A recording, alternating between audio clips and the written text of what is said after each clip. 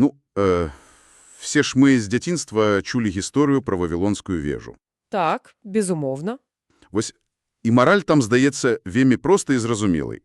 Ну, давным-давно людзі захацелі пабудаваць вежу да самага неба, Бог раззлабаўся на іх, неверагодную пыху і пакараў іх. Угу. Змяшаўшы ўсім мовы. Менавіта, каб яны проста перасталі разумець адно аднаго, ну і раскідаў іх па ўсім свеце. Это заўсёды падавалася такой класічнай гісторыяй пра боскі гнев і, чалавечую гардыню. Дакладна, это самый папулярны погляд. Але што калі мы літаральна тысячагоддзямі чыталі яе цалкам на выварат? Ого! Што калі вось гэтае пазбаўленне людзей адзінай універсальнай мовы было, зусім не пакараннем, а хутчэй такой тэрміновай аперацыяй па выратаванню чалавецтва? Гучыць як парадокс, калі шчыра. Але калі мы знямаем слой вось гэтых звыклых інтэрпрэтацый і рэлігійнага жаргону, гэтыя старажытныя тэксты пачынаюць гучаць не проста інакш. А як? Яны пачынаюць нагадваць такі вельмі радыкальны палітычны і нават філасофскі маніфест. Цалкам згодны. І ў нашым сённяшнім глыбокім разборе мы будзем абапірацца на вельмі цікавыя матэрыялы. Гэта тэксты з блога Т'ерлі Жаляса. Так, там сабраны выдатныя матэрыялы. Там каментарі вядомай французскай бібліісткі Марі Наэль Табу да старажытных тэкстаў, якія, звычайна прымяркоўваюцца да свята Пяцідзесятніцы. І наша галоўная мэта сёння паглядзець на гэтыя крыніцы менавіта як на гістарычную літаратуру і філасофію. Каб зразумець, што там схавана. Так, менавіта. Бо яны хаваюць у сабе неверагодна глыбокі роздум пра свабоду, пра небяспеку таталітарнага мыслення і ўвогуле пра тое, як людзям існаваць разам і пры гэтым не знішчаць індывідуальнасць. І ведаеце што? Самае дзіўнае, што вось гэтай канцэпцыя адзінства праз разнастайнасць, якую мы, прывыклі лічыць такой сучаснай, дэмакратычнай ідэяй, яна праходзіць там літаральна праз усе ўраўні. Ад касмічнага маштабу да мікрасацыяльнай структуры, так. Дакладна. Але каб гэта ўбачыць, нам, проста неабходна пачаць з кантэксту. Мы ж не можам узяць тэкст дзеяў апосталаў і чытаць яго вачыма чалавека 21-га стагоддзя. Гэта была б вялікая памылка. Вось, напрыклад, слова «пяцідзесятніца». У большасці яно сёння асацыюецца выключна з хрысціянствам. Угу. Аднак нашы крыніцы паказваюць, што ўвесь гэты гіганцкі натоўп народаў, які сабраўся тады ў Іерусаліме, парфяне, мідзяне, егіпцяне, жыхары Рыма. Вось усе яны ж прыйшлі зусім не на хрысціянскае свята. Так, яны фізычна пераадольвалі, тысячы кіламетраў па вельмі небяспечных антычных дарогах, і ўсё каб адсвяткаваць старажытнае іўдэйскае свята Шавуот. Якое адзначалася роўна праз 50 дзень пасля Вялікадня. Так. І гэта не быў проста нейкі там фестываль ураджаю. Гэта быў дзень памяці пра самы важны момент у гісторыі народа даравання закона Майсею на гары Сінай. То бок гэта быў эцэнтр іх ідэнтычнасці. Менавіта. Таму увесь тагачасны вядомы свет і быў сканцэнтраваны в адным месцы. Для гэтых людзей закон быў не проста, спісам нейкіх правіл. Гэта была аснова таго, што рабіла іх народам. І аўтар тэксту Святы Лука, ён жа выдатна гэта ведае, так? Безумоўна. Таму ён рыхтуе сцэну для свайго апавядання і выкарыстоўвае вельмі спецыфічныя літаратурныя коды, якія яго аўдыторыя адразу счытывала. Вось тут пачынаюцца тыя самыя загадковыя спецэфекты. Я маю на ўвазе ў тэксце апісваецца раптоўны моцны шум з неба, нібы ад шквальнага ветру, і нейкія языкі, полымя, якія спускаюцца на людзей. Угу. Сёння гэта ўспрымаецца, як проста кінематаграфічны прыём, каб містыкі дадаць. Так як у кіно. Але праз прызму свята даваравання закона становіцца зразумела, што вецер і агонь з'явіліся не проста так. Калі мы возьмем кнігу «Зыход» і паглядзім на арыгінальнае апісанне тых самых падзей на гары Сінай, мы убачым абсалютна тую ж карціну. Гром, маланка, дым. Так, калі Майсей атрымліваў скрыжалі, гара літаральна палала ў агні, аўтар дзеяў проста свядома, слова ў слова капіруе этую сцэнаграфію. То бок ён крычыць чытачам: «Глядзіце, зараз адбываецца нараджэнне новага Сіная». Дакладна. Але ёсць адна фундаментальная розніца. Раней закон быў фізычна высечаны на знешніх халодных каменных скрыжалях. Яго трэба было завучваць, як знешні загад. А цяпер? А цяпер гэты закон, які яны называюць духам, запісваецца непасрэдна на чалавечых сэрцах. Ён робіцца ўнутранным компасам. Нічого сабе. То бок закон больш не дыктатура звонку, а ўнутраная прырода чалавека. Менавіта так. І вось гэта непасрэдне падводзіць нас да міфа пра вавілонскую вежу, з якога мы пачалі. Калі закон робіцца ўнутраным, патрэба ў знешняй дыктатуры проста знікае. Угу. І тут крыніцы прапануюць вельмі такі выбухны погляд. Ад Маріна Эльтабью. Яна кажа, што Вавілон – гэта апокрыф пра выратаванне ад таго, што французскія філосафы называюць «пансаюнік». Так званая адзіная думка. Ну ці таталітарны уніфармізм. Вось глядзіце, у тэксце быцця сказана, што ўвесь свет меў адну мову і адны словы. Яны сабраліся, каб пабудаваць вежу. Але калі ўсе маюць абсалютна аднолькавы слоўнік і спосаб мыслення, І все падпарадкаваны аднаму праекту. так, то мы атрымліваем не утопію, а сапраўдны кашмар. Гэта апісанне ідэальнай таталітарнай сістэмы, дзе індывідуальнасць сціраецца ў пыл. Мне адразу прыходзіць у галаву нейкая антыутопія. Ну, уявіце, гіганцкую мега-карпарацыю, кожны носіць аднолькавую шэрую уніформу, усе сядзяць у ідэнтычных кабінках і паўтараюць адны і тыя ж лозунгі. Угу, жудасная карціна. Любая спроба сказаць нешта на сваёй мове – это смяротная пагроза для сістэмы. Вавілон быў менавіта такой карпарацыяй.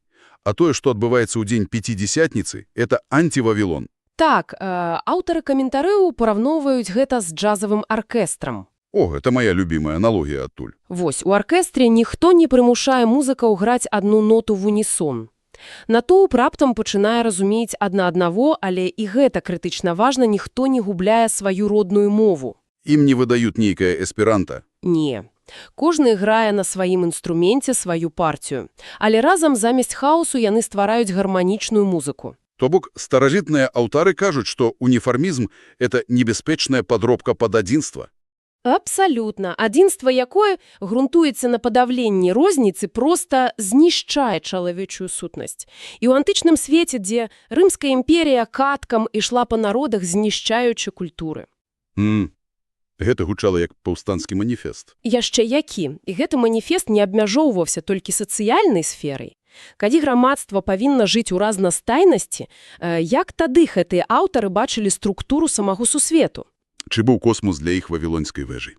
Нашы крыніцы прапануюць звярнуцца до псалма 104, ну ці 103 у грэчаскай нумерацыі, каб знайсці адказ.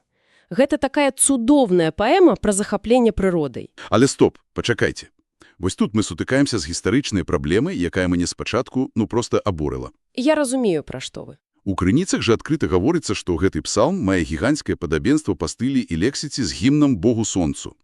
І гэты гімн напісаў егіпецкі фараон Эхнатон каля 1350 года да нашай эры. Задоўга да з'яўлення самога псальма. Задоўга. Як гэта працуе? Яны што проста взялі папулярны егіпецкі верш, перакрэслілі імя бога Атона, пісалі свайго бога і выдалі за святы тэкст. Выглядае менавіта так. Так. Ну гэта ж звычайны плагіат. Хіба людзі не маглі заўважыць такі крадзеж? Ведаеце, сучаснаму чалавеку гэта і праўда здаецца крадзежом інтэлектуальнай уласнасці.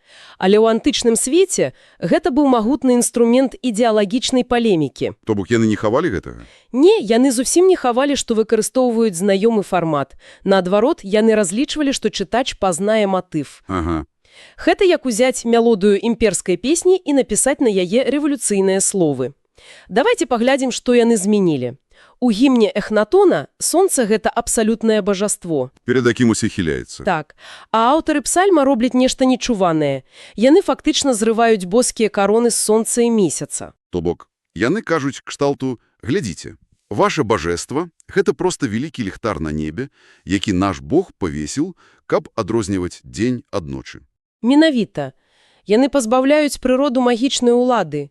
Стихіі больш не багі, якіх трэба баяцца, гэта проста створаныя аб'екты. Сапраўдная дэмістыфікацыя. І больш за тое. Стварэнне свету тут апісваецца не як нешта з далёкага мінулага. Гэта не канцэпцыя гадзіншчыка, які завёў механізм і сышоў. Там ёсць фраза «ты абнаўляеш аблічча зямлі». Стварэнне – гэта пастаянны працэс. Так. І зло прызнаецца рэальным, але яно не частка першапачатковага праекту. Усё створанае ад пачатку лічыцца добрым, а чалавек стаіць на вяршыні стварэння, бо ён напоўнены дыханнем самого Тварца. Ну і вось тут узнікае праблема. Калі кожны чалавек носіць у сабе гэтае боскае дыханне і знаходзіцца на вяршыні стварэння, гэта ж проста разрушае любую сацыяльную іерархію. Абсолютно. Давайте спустимся с космічнага ўзроўня на мікраўзровень. Крыніцы разбирают лист апостола Павла до Коринфянов. Это старажытны Рым. Иерархия там была вельмі жорсткай. О так. Быў такі патер фаміліяс, галава роду. Ён літаральна меў права жыцця і смерці над рабамі. Рабы увогуле лічыліся інструментамі, якія ўмеюць размаўляць. І ў гэтую стратыфікаваную сістэму, дзе кожны ведаў сваё месца, трапляе ліст Павла. Ён дае вызначэнне ідэальнай супольнасці і называе яе адзіным целам. Але самая выбухная частка – это фраза, якая руйнуе ўсе межы. Іўдыры ці язычнікі, рабы ці свабодныя. Адным узмахам пера ён перакрэслівае прорвы, якія будаваліся стагоддзямі. Ён кажа рымскаму грамадзяніну, што яго раб, якога ён мог учора забіць без суда, цяпер такая жа каштоўная частка супольнасці, як ён сам. Так, для рымскага вуха гэта гучала проста як падрыв дзяржаўнага ладу. Гэта чысты сацыяльны дынаміт. Але ж, чалавечая прырода заўсёды імкнецца будаваць піраміды. Мы, біялагічна запраграмаваны шукаць іерархіі. Нам так камфортней. Згодна. Калі мы ведаем, хто на вяршыні, а хто ўнізе. Але образ з тэкстах – гэта не піраміда. Нашы даследчыкі прапануюць образ мазаікі. Гэта моя любімая канцэпцыя, з чаго складаецца сапраўдная антычная мазаіка. З тысяч дробных розных кавалачкаў тэсэлаў. Камень, шкло, кераміка. Так, у іх розная фактура, колер, яны не ідэальныя. Калі б вы паспрабавалі зрабіць мазаіку з абсалютна аднолькавых стандартных белых квадратаў... Гэта была б сумная кафля ў бальніцы. Менавіта. Чым больш кантрастнымі і рознымі з'яўляюцца кавалачкі, тым больш прыгожым атрымліваецца малюнак. То бок розніца ва ўзросце, статусе, культуры – гэта не перашкода, а багатства. Але давайте будзем рэалістамі. Давайте. Калі сабраць розных людзей разам, яны будуць сутыкацца сваімі вострымі вугламі, будзе трэнне. Што тады з'яўляецца клеем, які не дае гэтай мазаіцы рассыпацца, калі гэта не страх і не сіла? Нашы крыніцы адказваюць і на гэта. Звяртаючыся да Евангелія ад Яна, яны сцвярджаюць, што такім клеем з'яўляецца здольнасць да прабачэння і адказнасць кожнага чалавека за тое, каб спыніць гвалт. Там ёсць сцэна, дзе пасля ўваскрасення Ісус дыхае на вучняў. Гэта паралель з быццём, калі Бог удыхнуў жыццё ў чалавека. Гэта сімвалізуе пачатак новай эры, 8-га дня. Час новага стварэння. Так. І ім перадаецца місія выкараніць грэх, не дробнае парушэнне, а глобальную ненавісць і гвалт. Адказваць на агрэсію не гвалтоўнасцю, як ягнята сярод ваўкоў. І вось тут мы падходзім да фразы, якая мне заўсёды здавалася праблемнай. Каму пакінеце грахі, таму застануцца. Каму даруеце, таму даруюцца. Разумею. Гэта ж гучыць так, нібы людзям далі нейкае права вета на боскае прабачэнне. Вельмі небяспечная ўлада над лёсамі. Навошта даваць людзям магчымасць блакаваць прабачэнне? Хіба Богу не прасцей самому ўсіх дараваць? Такое літаральнае чытанне сапраўды б спараджала шмат маніпуляцый. Але Марі-Нуэль Табю разбурае гэты стэрэатып. Яна тлумачыць, што гэта ўвогуле не пра ўладу блакаваць. А пра што тады? Творца прабачае чалавека заўсёды яшчэ да таго, як той папрасіў прабачэння. Божья частка працы выканана. Але мы жывем у матэрыяльным свеце. І гэтая фраза азначае жудасную адказаннасць. Адказаннасць. Так, калі члены мазаікі не будуць фізычна агучваць прабачэнне, не будуць дэманстраваць яго сваімі ўчынкамі тут на зямлі, то свет пра яго проста не даведаецца. Чалавецтва застанецца ў адчаі і працягне ірваць адно аднаго на кавалкі, не ведаючы, што прабачэнне існуе. Выбар пакінуць грэх – это выбар проста прамаўчаць. Гэта, цалком мяняе ўспрыманне. Але знікае іншае вельмі практычнае пытанне. Якое? Як звычайнаму перапалоханаму чалавеку знайсці сілы на такое татальнае прабачэнне? Калі вакол цябе ваўкі шчэраць зубы, інстынкт крычыць «бяры палку і біў адказ». Гэта правда. Дзе взять ресурс? І вось тут у крыніцах на французскай мове ёсць геніяльнае лінгвістычнае гульне слоў. Слова «дыхання» – гэта «суфле», а слова «суфлёр» у тэатры – гэта «суфлёр». Так, у іх адзін корань, і гэтая тэатральная аналогія неверагодна трапная. Раскажыце больш пра гэта. Давайте уявім, што наш свет – гэта тэатральная сцэна, а мы все акторы. Сафіты б'юць у вочы, іншыя акторы паводзяць сабе агрэсіўна, і пад уздзеяннем стрэсу мы элементарна забываем свой тэкст. Забываем, як трэба адказаць. Так, і пачынаем імправізаваць, крычаць, вінаваціць, адказваць гвалтам. Мы проста абараняемся, бо забылі словы прымірэння. Менавіта. Але тэкст супакойвае нас. Унутры кожнага з нас ёсць небачная будка, дзе сядзіць той самы суфлёр, той самы дух. Якія прыгожыя параўнання. І калі мы збіваемся, гэты суфлёр ціха падказвае нам забытыя словы прабачэння, якія мы не можам знайсці самі. Задача не крычаць яшчэ мацней, а на секунду змоўкнуць і прыслухацца да гэтага голасу. Гэта і ёсць рэсурс. Вау. Ну што ж, давайте акрэслім, пра што мы сёння прайшлі. Пачалі з пераасэнсавання вавілонскай вежы, выратавання ад адзінай думкі. Так. Потым убачылі, як аўторы пазбавілі прыроду магічнай улады. Праз палеміку з егіпецкімі гімнамі. Далей абмеркавалі, як апостол Павел замяніў сацыяльную піраміду на мазаіку. Дзе каштоўнасць чалавека не залежыць ад статусу. І нарэшце мы ўбачылі, што ўся мазаіка трымаецца на здольнасці чуць свайго ўнутранага суфлёра. Але, ведаеце, напрыканцы я хацеў бы прапанаваць адну правакацыйную думку. Вельмі цікава. Давайце. Мы казалі пра пенсэ юнік, адзіную думку, якая губіць грамадства. Калі тысячагоддзі таму гэта было папераджэннем аб небяспецы уніфармізму, як нам ацэньваць сённяшнія сацыяльныя сеткі? Гэта вострая тэма. Алгарытмы ж штодня заганяюць нас у інфармацыйныя бурбалкі. Яны паказваюць толькі тое, з чым мы ўжо згодны, і прымушаюць групы думаць аднолькава і размаўляць агрэсіўнымі лозунгамі. І ставіцца воража да ўсіх, хто думае інакше. Так.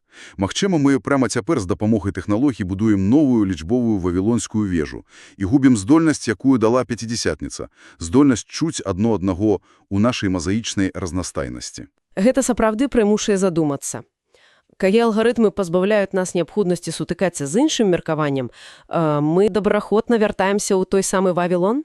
Дзе любая адметнасць – гэта вораг. Што ж, на гэтым наша сённяшняе даследаванне падходзіць да канца. Гэта была выдатная размова. Спадзяёмся, нам удалося паказаць, колькі адкрыццяў хаваецца ў, здавалася б, знаёмых тэкстах. Працягвайце шукаць сэнс, не бойцеся задаваць складныя пытанні і заўсёды прыслухоўвайцеся да свайго ўнутранага суфлёра. Дзякуй, што былі з намі, і да хуткіх сустрэч.